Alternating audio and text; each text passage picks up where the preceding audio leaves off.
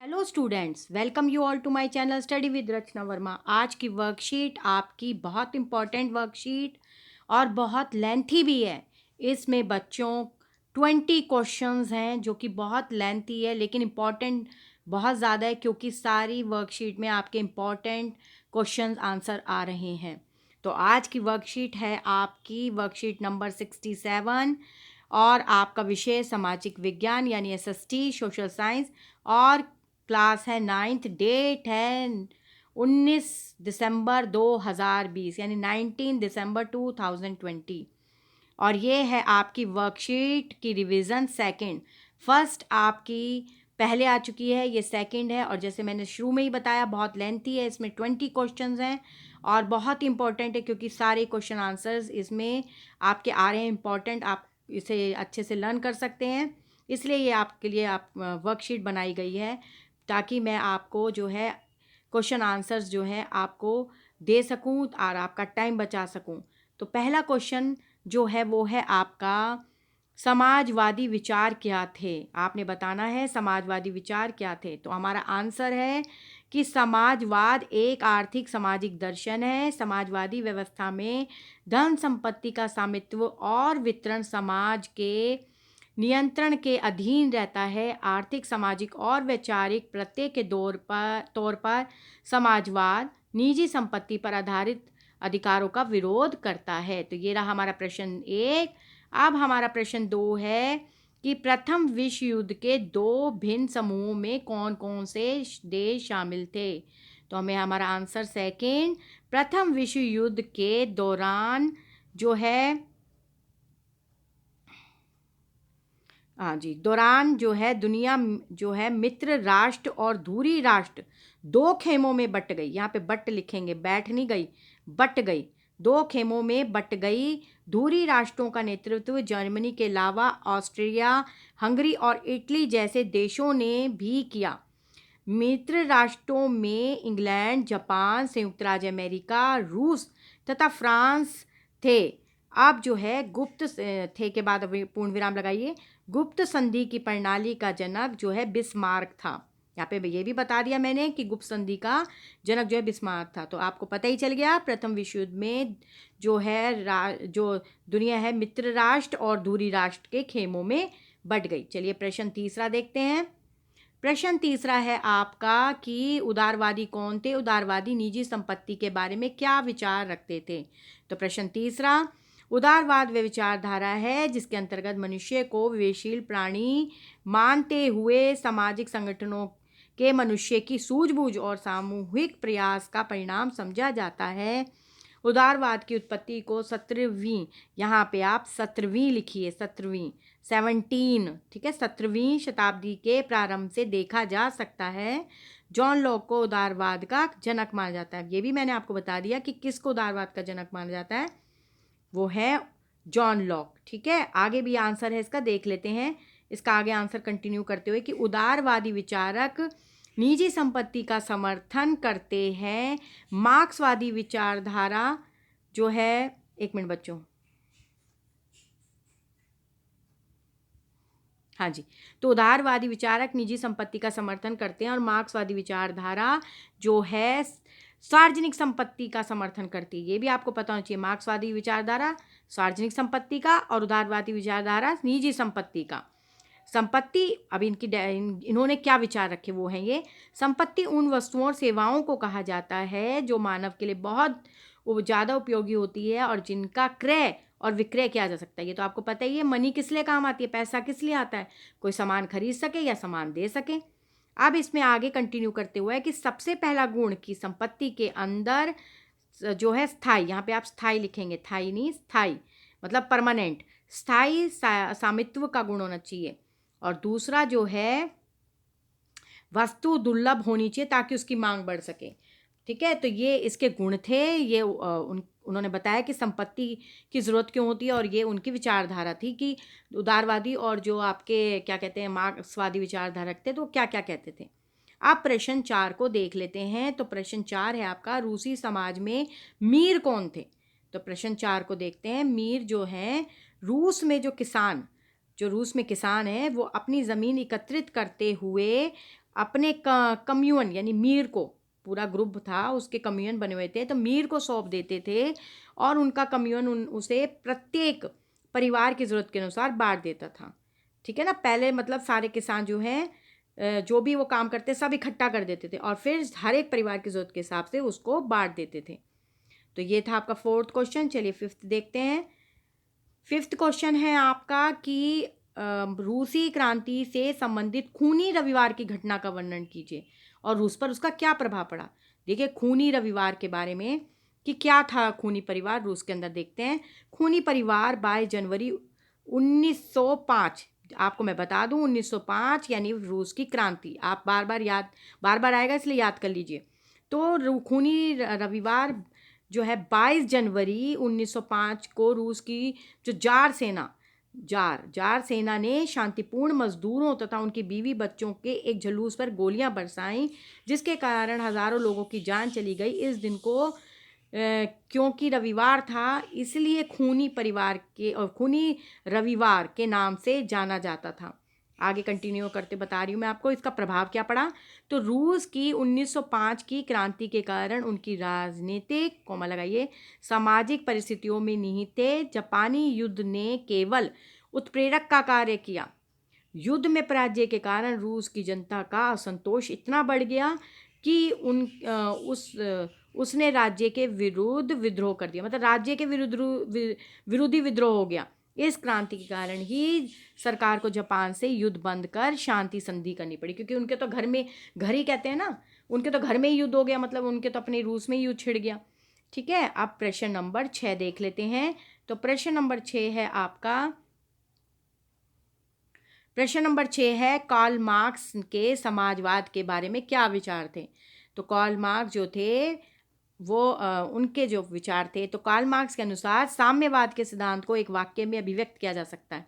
मतलब एक वाक्य में वो क्या कहते हैं कि सभी निजी संपत्तियों को समाप्त कर दें, नौकरशाह के लिए दुनिया बंद कर दें, उसके द्वारा हेरफेर करने के लिए एकमात्र वस्तु है, इतिहास कुछ नहीं करता, इसके पास अपार धन नहीं है, वह लड़ाई नहीं लड़ता है। तो ये विचार थे कार्ल मार्क्स के साम्यवाद के सिद्धांत के अनुसार। अब कार्ल मार्क्स के जो हैं 4 विचार क्या थे, जो 4 विचार थे, पहला विचार राजनीतिक कार्यक्रम, ठीक है, और दूसरा मंदी का बार बार आना, तीसरा अकूत मुनाफा और एकाधिकार, और फोर्थ है भूमंडलीकरण और बराबरी। तो ये थे आपका 6 क्वेश्चन। चलिए 7 देख लेते हैं। 7 क्वेश्चन है हमारा उदारवादी गणतंत्रवादी नहीं थे, तो इस कथन को आपने स्पष्ट करके बताना है कि वो गणतंत्रवादी नहीं थे। तो 7 हमारा ये रहा। तो उदारवादी विचारधारा को मनुष्य को विवेकशील प्राणी मानते हुए सामाजिक संस्थाओं में मनुष्य की सूझबूझ और सामूहिक प्रयास का परिणाम समझा जाता है। तो उदारवाद व्यक्तिवाद स्वतंत्रता के समर्थन का राजनीतिक दर्शन है। इस सिद्धांत के अनुसार बुद्धिमान व्यक्ति सामाजिक संगठनों का निर्माण करते हैं। तो इस तरह से स्पष्ट होता है कि वो गणतंत्रवादी नहीं थे। तो आप इसके आगे लिख सकते हैं, इससे स्पष्ट होता है कि वो गणतंत्रवादी नहीं थे। चलिए आप प्रश्न 8वां देख लेते हैं। प्रश्न 8वां है कि स्टालिन का समूहीकरण कार्यक्रम क्या था। ये आपकी वर्कशीट 1 में भी आया हुआ है स्टालिन के बारे में, और यही क्वेश्चन था। तो क्वेश्चन नंबर आपका 8। तो स्टालिन का जो समूहीकरण, यहाँ पे ई की मात्रा रह गई, तो स्टालिन का जो है समूहीकरण कार्यक्रम 1929 में लागू किया गया था, जिसका उद्देश्य खाद्यान्न उत्पादन में वृद्धि करना था। तो ये इसका उद्देश्य था स्टालिन का। अब देखते हैं प्रश्न नंबर 9वां। प्रश्न 9 यानी कि 9th प्रश्न 9th है आपका, बोल्शेविक कौन थे और वे मैन्वेशिकों के किस प्रकार भिन्न थे, यानी बोल्शेविक और मैन्वेशिक। तो प्रश्न 9 आपका, जब सोशल डेमोक्रेटिक पार्टी बनी थी तो रूसी क्रांति के पहले तो यह 2 हिस्सों में बट गई थी। एक थी बोल्शेविक, यहाँ पे ये ठीक कर लेना स्पेलिंग आप, ऊपर क्वेश्चन में भी है, ठीक है, और दूसरी बन गई मैन्वेशिक। तो बोल्शेविक यहाँ से भी आप देख सकते हैं स्पेलिंग, यानी ये जो इसमें आपने सा नहीं लगाना, का को पूरा लिख देना है ना। तो बोल्शेविक का मतलब है बहुसंख्यक में और मैन्वेशिक का मतलब है अल्पसंख्यक में, यही है, इसमें आपको यही अंतर बताना है। चलिए प्रश्न 10वां देखते हैं। प्रश्न 10वां है आपका कि जार शासक के आम लोगों के बीच लोकप्रिय ना होने के क्या क्या कारण थे। तो प्रश्न 10वां ये रहा आपके सामने कि जार की निरंकुशता, ये आपके चैप्टर में ही है। तो यहाँ पे देखते हैं कि क्रांति के पूर्व रूस में रोमनोव राजवंश का शासन था। मतलब क्रांति से पहले जो है रोमनोव शासन राजवंश का शासन था। यहाँ पे आपको पता होना चाहिए कि पूर्व कौन सा शासन था, तो रोमनोव का राजवंश का शासन था। रूस के सम्राट को जार कहा जाता था। अगर पूछा जाए भाई जार कौन थे, तो आपको पता होना चाहिए रूस के सम्राट को जार कहा जाता था क्रांति से पहले। और पूछा जाए कि किसका राजवंश था, तो आप बता सकते हैं क्रांति से पहले रोमनोव का राजवंश था। तो ये 2 क्वेश्चन आपके यहीं बन जाते हैं। रूस निरंकुश राजतंत्र का गढ़ था। राज्य की सारी शक्तियां जार के हाथों में केंद्रित थी। जार को प्रजा के सुख दुख की चिंता एकदम नहीं थी और ना वह उसके विचारों या भावनाओं को समझने की चेष्टा करते थे। राज्य के कुछ सलाहकार अवश्य होते थे, पर वे थोड़े थोड़े लोगों के बीच चुने जाते थे। इनके अपार प्रचुर संपत्ति रहती थी तथा जो स्वयं जनता का शोषण करते थे। जार के ऊपर कोई अंकुश न लगने के कारण एवं गलत सलाहकारों के कारण जार की स्वेच्छाचारिता दिन प्रतिदिन बढ़ती गई और आम जनता की स्थिति बदतर होती गई। तो यही था कारण जार की निरंकुशता का। चलिए ये था प्रश्न और इम्पोर्टेंट भी था, तो इसमें कम से कम 2-3 क्वेश्चन तो ऐसे ही बन रहे थे। चलिए क्वेश्चन नंबर 11 है, लेनिन की अप्रैल थीसिस क्या थी। जो लेनिन थे, ये लेनिन थी, उनकी थीसिस क्या थी। तो यहाँ पे 11 आपका आंसर। तो अप्रैल में लेनिन की वापसी ने इसकी पृष्ठभूमि तैयार की। अप्रैल के अंत तक बोल्शिक पार्टी ने सोवियत सरकार के गठन की रूपरेखा पेश की। यह सरकार मजदूरों और सैनिक की थी। बोल्शिकों ने वामपंथी समाजवादी क्रांतियों से मिलकर सोवियत संघ के कई प्रांतों में 1917 तक बहुमत हासिल कर लिया। तो ये था आपका 11 क्वेश्चन। चलिए 12 देखते हैं। मैंने आपको पहली कहा है बहुत लेंथी है और देखिए कितना टाइम लगा होगा इस वर्कशीट को बनाने में। तो बच्चों आपने सभी ने देखना है, क्योंकि देखिए ना कितनी मेहनत लगी और उतनी मेहनत आपको करनी है इसे याद करने में। तो 11 क्वेश्चन है लेनिन, ये तो हमने पढ़ लिया। 12 है हमारा 1905 की रूसी क्रांति ने 1917 की अक्टूबर क्रांति का आधार तैयार किया। इस कथन को आपने न्याय संगत व्याख्या करनी है। तो अब हम देखते हैं 12 आंसर। तो हमारा 12 आंसर है ये रहा। तो हमारा 12 आंसर ये रहा। ठीक है, यहाँ पे मैं लिख देती हूँ। तो आंसर नंबर ये 12 है हमारा। तो ये जो लिखा हुआ है ये आपको मैंने पहली शुरू में बता दिया था कि बार बार आएगा, तो आप याद कर लो। 1905 है रूस की क्रांति 1905। तो सन 1905 की रूस की क्रांति विश्व इतिहास की सबसे महत्वपूर्ण घटनाओं में से एक है। इसके परिणाम स्वरूप रूस से जार के स्वेच्छाचारी शासन का अंत हुआ था। रूसी सोवियत संघात्मक समाजवादी गणतंत्र राज्य, यानी इसकी इंग्लिश देख लीजिए, सोवियत फेडरेटिव सोशलिस्ट रिपब्लिक, इसकी आपकी इंग्लिश ये बनती है, फुल फॉर्म मतलब इंग्लिश में ये बनती है समाजवादी गणराज्य की स्थापना हुई। यह क्रांति 2 भागों में बट गई। मार्च जो आपके सामने है, मतलब मार्च में जो आपकी क्रांति हुई थी तथा अक्टूबर में जो क्रांति हुई थी, आप क्वेश्चन में देख सकते हैं। ठीक है, क्वेश्चन में ये देख सकते हैं कि मार्च में कौन सी क्रांति थी और अक्टूबर में। तो पहली क्रांति के फलस्वरूप सम्राट को पद त्याग के लिए विवश होना पड़ा। ठीक है, और एक अस्थाई सरकार बनी। अक्टूबर की क्रांति के फलस्वरूप अस्थाई सरकार को हटाकर बोल्शेविक सरकार यानी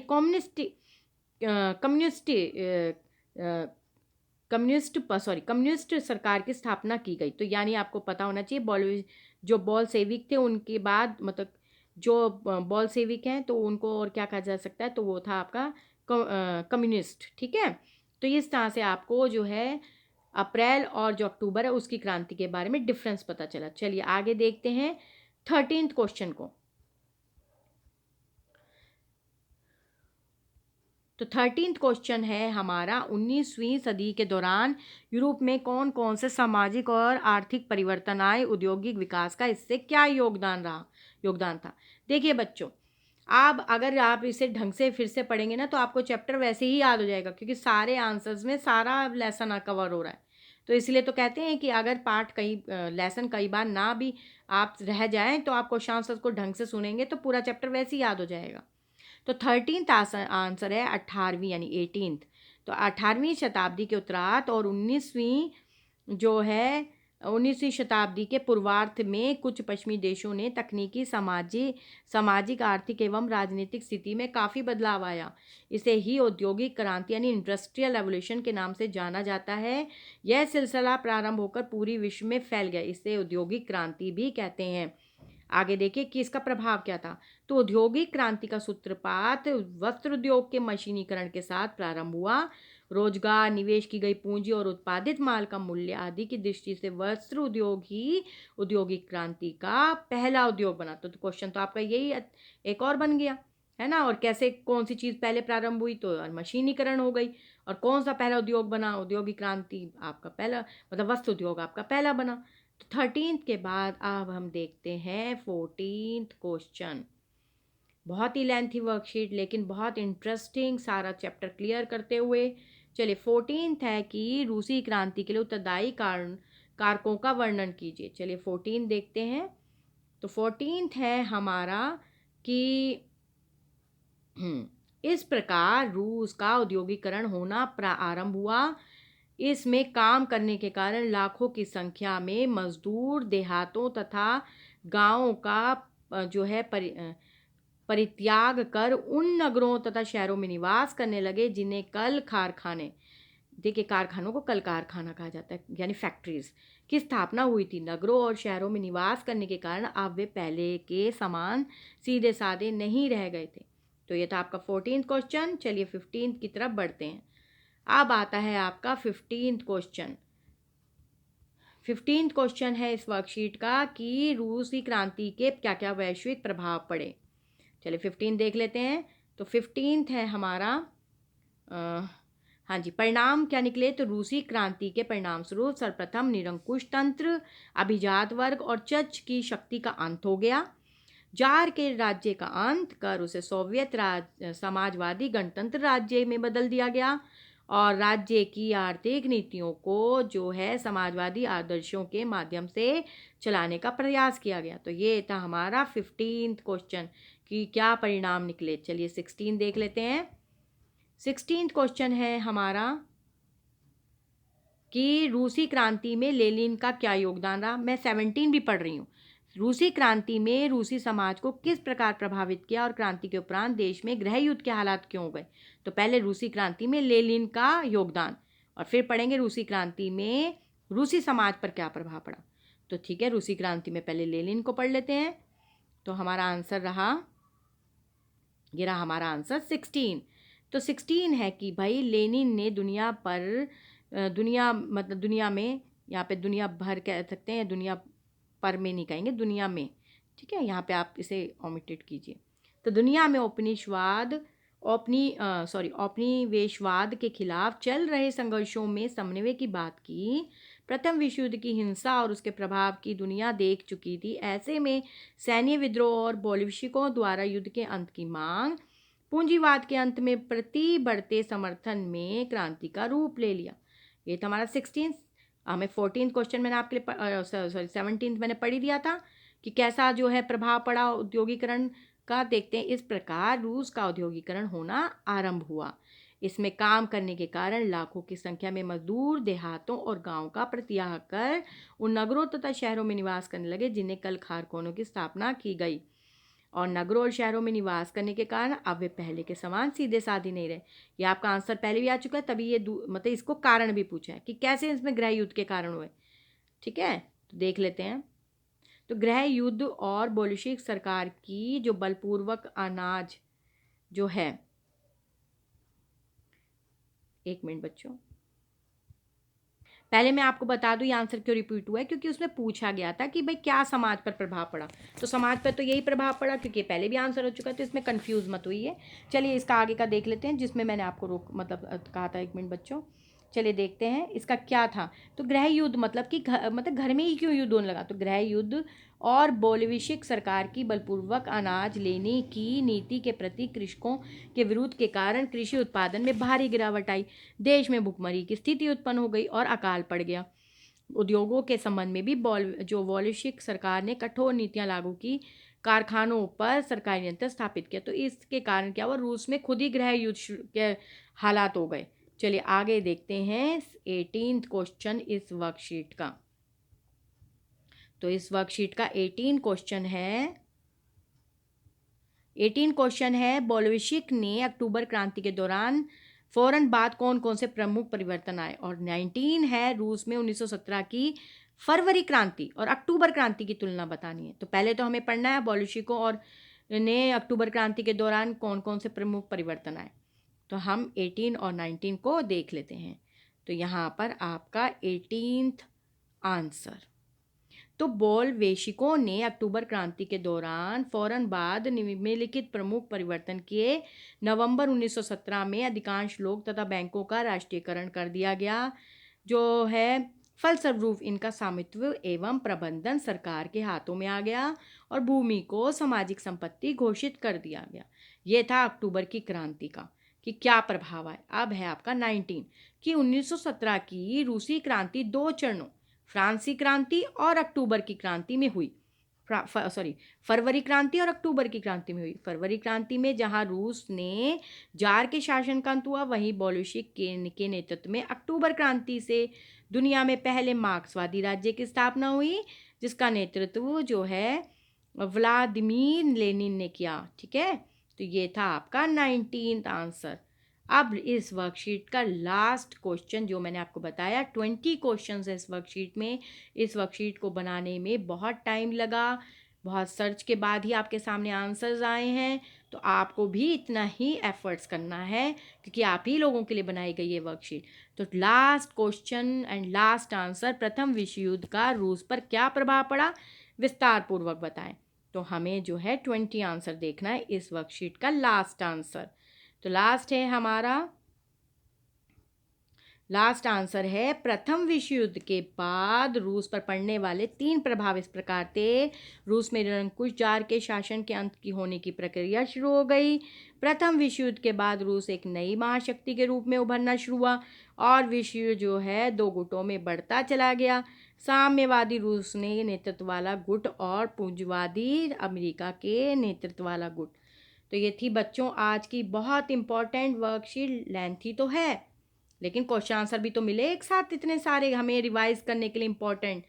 आपको अपना एफर्ट्स दिखाना है, क्योंकि आप ही लोगों के लिए वर्कशीट जो है वीडियो बनाई गई है। ठीक है, कितना कंटेंट इकट्ठा करना पड़ता है। ठीक है, आप बच्चों के लिए, तो आपने इसे याद करना है तरीके से, और क्योंकि आपके पेपर आने वाले हैं और आगे जो क्लासेस आते हैं सब कोर्स एक दूसरे से कनेक्ट होते हैं। तो बच्चों आप इसे ज़्यादा से ज़्यादा शेयर कीजिए, क्योंकि ये बहुत इंपॉर्टेंट वर्कशीट है। And thank you so much for watching my video.